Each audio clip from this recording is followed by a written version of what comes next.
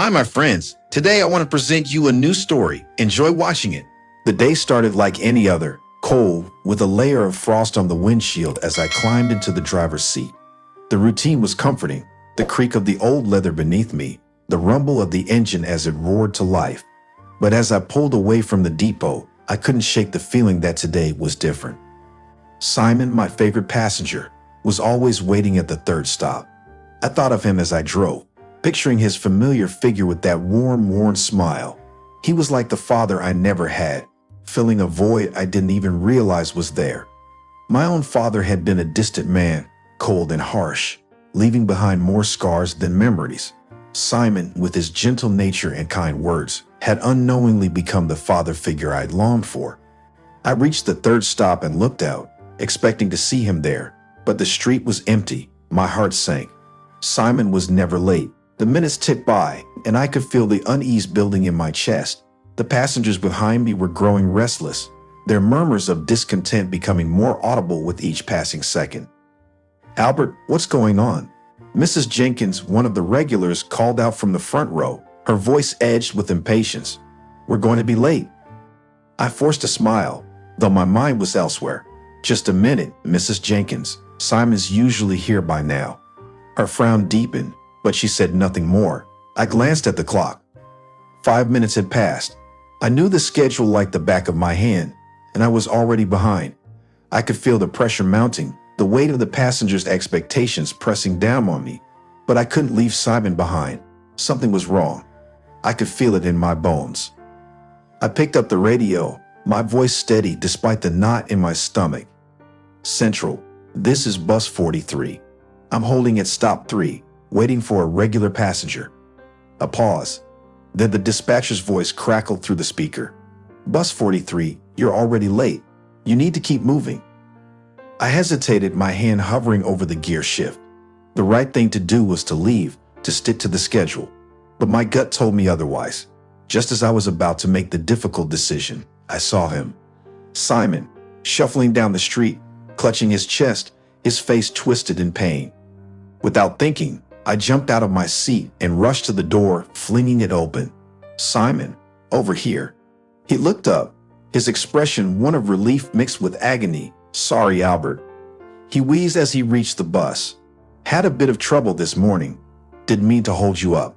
I helped him onto the bus, guiding him to his usual seat. His hand trembled as he gripped my arm, his breathing labored. "You okay, Simon? You don't look too good." He waved me off, a weak smile on his lips. "Just a little chest pain. I'll be fine. Don't worry about me." The grumbling from the passengers grew louder, and I could feel their eyes on me, filled with annoyance and frustration. But I didn't care. Simon was more important than any schedule. I wanted to insist he see a doctor, but he gave me a look that told me to drop it. "All right, Simon," I said, though my heart was heavy with worry. I returned to my seat and resumed the route, trying to push aside the nagging fear that something was terribly wrong.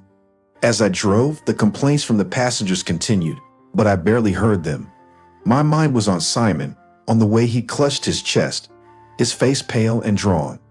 I couldn't shake the feeling that I should have done more, that I should have insisted he get help. By the time I reached the end of my route, the unease had settled deep into my bones. I knew there would be consequences for the delay, but I couldn't bring myself to regret waiting for Simon. He was more than just a passenger. He was family. Little did I know, this small act of kindness would set off a chain of events that would change my life forever. The suspension letter arrived that morning, crisp and official, delivered by hand from a supervisor who couldn't meet my eyes. I sat at the kitchen table, the words swooning before me, indefinite suspension due to unscheduled delay. My heart sank as the reality set in. 12 minutes. 12 minutes of waiting for Simon had cost me my job. The house felt too quiet, the ticking clock on the wall too loud, each second a reminder of my mistake or what the company saw as a mistake. I ran a hand through my hair, trying to shake off the sinking feeling in my chest. The small apartment I called home suddenly felt like a cage, its four walls closing in on me. How had everything spiraled out of control so quickly? My thoughts were interrupted by a loud, insistent knock at the door.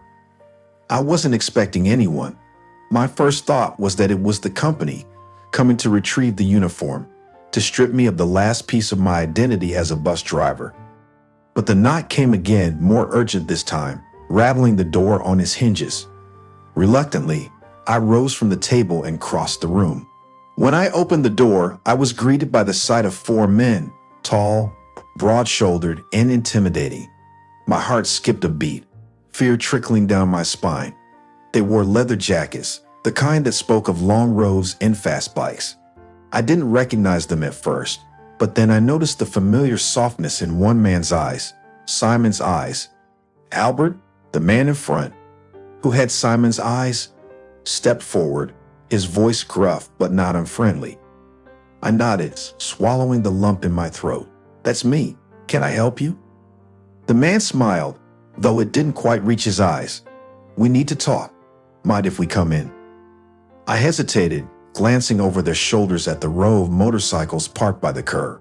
The whole scene felt surreal, like something out of a bad movie. But something in the man's expression told me this wasn't a visit I could refuse. "Sure," I finally said, stepping aside to let them in. They filled the small living room, their presence overwhelming in the confined space. The man with Simon's eyes, who introduced himself as Jack, looked around before settling his gaze on me. "We heard what happened yesterday," Jack began, his tone measured. "Our dad told us how you waited for him, how you made sure he got on that bus." I nodded, unsure of where this was going. "Yeah, I did. Simon's a good man. I wasn't going to leave him behind." Jack exchanged a glance with the others, then turned back to me. "You got suspended for that, didn't you?" The bitterness in his voice was unmistakable. I nodded again, feeling a mix of embarrassment and frustration. "Yeah, they said I held up the route, caused complaints. I didn't think they'd take it this far, though." Jack's jaw tightened. "That company doesn't deserve you, Albert. You showed our father more kindness in those 12 minutes than most people do in a lifetime. We're here because we have an offer for you."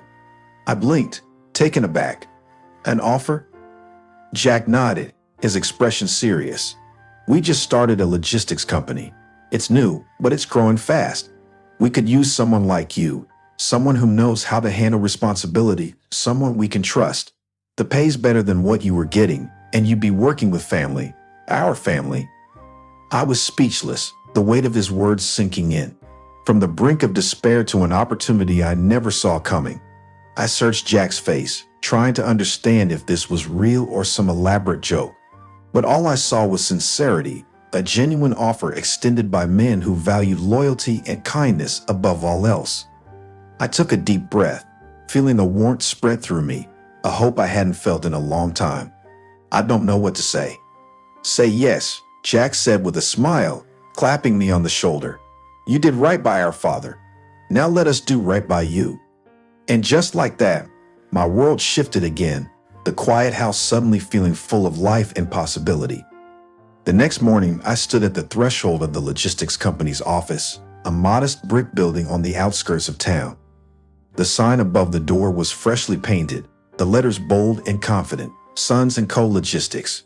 It was real, more real than I had imagined as I tossed and turned in bed the night before, contemplating the decision I was about to make.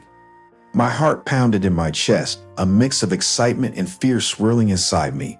I wasn't just starting a new job, I was taking a leap of faith into the unknown.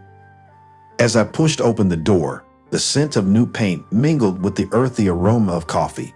The office was buzzing with activity, phones ringing, papers shuffling, people moving with purpose. This wasn't a sprawling corporate giant, but a close-knit team of people who seemed to know each other well.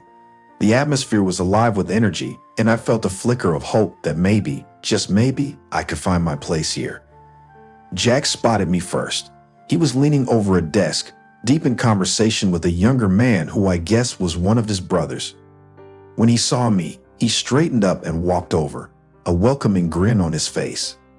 "Albert, glad you could make it," Jack said, extending his hand. I shook it firmly, trying to steady my nerves. "Thanks for having me, Jack. I'm excited to be here." He chuckled. "Don't worry, you'll fit right in. We've already got something lined up for you. Come on, I'll show you around." Jack led me through the office, introducing me to the staff, who greeted me with warm smiles and firm handshakes. As we walked, he explained the structure of the company, how they were building from the ground up, relying on each other's strengths. It was a far cry from the rigid hierarchy I was used to in my old job, where people were more numbers than names. We stopped by a large whiteboard in the main office area, covered in a maze of routes, schedules, and delivery points. Jack tapped the board with the back of his pen. "This here is our lifeline. We've got routes all over the state, and we're planning to expand beyond that soon. It's a lot of moving parts, but with the right people, it all comes together. That's where you come in." I raised an eyebrow, curious. "What exactly do you need me to do?" Jack smiled. "I want you to manage our drivers. You've got the experience, and you understand what it's like to be on the road. You'll make sure everything runs smoothly, that the deliveries are on time, and that the drivers are taken care of. We trust you to keep things in check." It was a big responsibility, more than I'd expected, but there was something about Jack's confidence in me that made me believe I could do it. I nodded slowly, feeling the weight of the task settling on my shoulders. "I'll give it my best." Jack clapped me on the back, his eyes twinkling. "That's all we ask, Albert. Now let's get you settled. We got a desk for you, and later, we'll go over the details of the first set of routes you'll be handling." As I took my place in the office, surrounded by people who genuinely wanted me there, the anxiety that had been gnawing at me began to fade. I was stepping into a new role, one that would challenge me in ways I hadn't anticipated, but it felt right. The doubts that had kept me awake last night now seemed distant, replaced by a growing sense of purpose. I glanced up at the clock, noting the time. It was nearly noon, but instead of dreading the hours ahead, I felt a strange thrill. This was a leap of faith, but it wasn't one I was taking alone. I had Jack and his brothers backing me, and for the first time in a long while, I felt like I belonged somewhere. Jack returned with a stack of files, setting them down on my desk with a grin. "Welcome to the team, Albert. Let's get to work." And with that, I took the leap. The first week at Sons & Co. Logistics was a whirlwind, but it was on Friday that the storm truly hit. The day began like any other, with drivers picking up their routes and the office humming with the usual activity. But by mid-morning, the sky outside had darkened, thick clouds rolling in like a bad omen. The forecast had warned of a storm, but no one had expected it to arrive so soon or with such ferocity. I was going over the delivery schedules when the first phone call came in. One of our drivers, Mark, was stranded on a remote highway, his truck unable to start in the torrential downpour. The rain had turned the road into a river, and he was stuck, miles from the nearest town. "Albert, I can't move an inch," Mark's voice crackled through the phone, thick with frustration. "The engine's dead, and there's no signal to call for a towel." I gripped the phone tighter, feeling the pressure build in my chest. "Hang tight, Mark. I'll figure something out." No sooner had I hung up than the phone rang again. This time it was Lisa, another driver, who was dealing with a similar situation on a different route. The storm was wreaking havoc across the state, and it was quickly becoming clear that this wasn't just a minor inconvenience, it was a full-blown crisis. Jack rushed into the office, drenched from his run to the parking lot. His usually calm demeanor was strained. "Albert, we've got trucks stalled on 3 different routes, and the weather's only getting worse. We can't afford to lose these deliveries. They're time-sensitive." I nodded, my mind racing through possible solutions. "We'll have to reroute the remaining drivers, get them to cover the deliveries as best they can. And we need to coordinate with local tow services, get those trucks out of there before the situation gets any worse." Jack hesitated, a look of concern crossing his face. "It's risky, Albert. The roads are dangerous right now." I met his gaze, my voice steady. "I know, but we don't have a choice. We can't just leave them out there. I'll call the drivers and explain the situation. If anyone feels it's too dangerous, we'll find another way." The office buzzed with frantic energy as I dialed one driver after another, explaining the situation and the new routes they'd need to cover. To my relief, most of them agreed, though I could hear the apprehension in their voices. The storm wasn't just a test of our logistics, it was a test of our resolve. By early afternoon, the calls began to come in again, but this time with better news. One by one, The rerouted drivers reported back that they'd managed to complete their deliveries despite the treacherous conditions. The tension in the office started to ease, though we knew we weren't out of the woods yet. Finally, as evening approached, the storm began to let up. The worst had passed, leaving behind flooded roads and fallen trees, but also a sense of accomplishment. We had weathered the storm, literally and figuratively, and come out the other side. Jack walked over to my desk, exhaustion evident in his eyes. Hell of a first week, huh? I leaned back in my chair, letting out a breath I hadn't realized I was holding. Yeah, you could say that, but we made it through. Jack nodded, a small smile tugging at the corners of his mouth. You did good today, Albert. The way you handled everything. My father was right about you. The mention of Simon brought a warmth to my chest, a reminder of why I was here. Thanks, Jack. It wasn't just me, though. Everyone pulled together. He clapped me on the shoulder, his grip firm. That's what this place is about. We take care of our own, no matter what.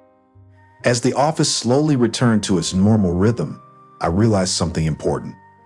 The storm had tested us in ways I hadn't expected, but it had also proven something, that I was part of this team now, part of this family, and together, we could weather any storm that came our way. The storm had passed, but its impact lingered in the air, a mixture of relief and exhaustion that hung over the office like a fog. As I sat at my desk the following Monday morning, sipping the much-needed cup of coffee, I couldn't help but reflect on how much had changed in such a short time. The chaos of the previous week had solidified my place at Sons & Co. Logistics, but it had also opened my eyes to something else. This was more than just a job. It was a chance to rebuild my life. The door to the office swung open and Simon walked in, a smile creasing his weathered face. Albert, you got a minute? I looked up, surprised to see him. Of course, Simon. What's up? He sat down across from me, his gaze steady. I've been hearing good things, son. The way you handled the situation last week, the way you led the team, it didn't go unnoticed. I felt a warmth spread through me, but I shrugged it off modestly. I just did what needed to be done. Everyone pulled their weight. Simon leaned back in his chair, studying me. You got a good head on your shoulders, Albert, and you've got heart, something this company needs. That's why I'm here. I've been thinking a lot since the storm about where this company is headed, and I've made a decision. My heart skipped a beat as I tried to read his expression. What kind of decision? Simon's eyes twinkled with something that looked a lot like pride. I want you to take on a larger role here, Albert. Managing the day-to-day is one thing, but I think you've got what it takes to lead. I'm offering you the position of operations director. It's a big step up, I know, but I believe you're ready for it. The words hung in the air between us, heavy with meaning. I felt a mix of emotions, excitement, fear, disbelief. Simon, I don't know what to say. It's a huge responsibility. He nodded, his expression serious. It is, but you've earned it. You've shown me and my sons that you're more than capable. The storm was just a taste of what this job can throw at you, and you handled it better than most would. I sat there for a moment, the weight of the offer settling over me. I thought about the long hours, the pressure, the endless decisions that would now fall on my shoulders. But I also thought about Simon's faith in me, the trust he was placing in my hands. Finally, I nodded, a sense of determination taking root in my chest. I'll do it, Simon. I won't let you down. A broad smile spread across Simon's face as he reached across the desk and shook my hand firmly. I know you won't, Albert. Welcome to the next chapter of your life. As Simon left the office, I leaned back in my chair, the magnitude of what had just happened slowly sinking in. I was no longer just a bus driver who had been suspended for doing the right thing. I was a man with a new purpose, a new direction. I picked up the phone, dialing Jack's number. He answered on the second ring, his voice curious. Hey, Albert, what's up? I just had a talk with your father, I said, unable to keep the excitement out of my voice. He's offered me the position of operations director. I wanted you to be the first to know. There was a brief silence on the other end before Jack's voice came through, full of warmth. That's incredible news, Albert. You deserve it, man. This company is lucky to have you. Thanks, Jack. I'm going to need all the help I can get. There's a lot to learn. Don't worry, Jap replied, a smile in his voice. We got your back. This is just the beginning. As I hung up the phone, I looked around the office. The place that had once seemed so foreign now felt like home. I knew there would be challenges ahead, storms even worse than the one we just faced. But for the first time in a long while, I felt ready. This was my new beginning, and I was going to make the most of it.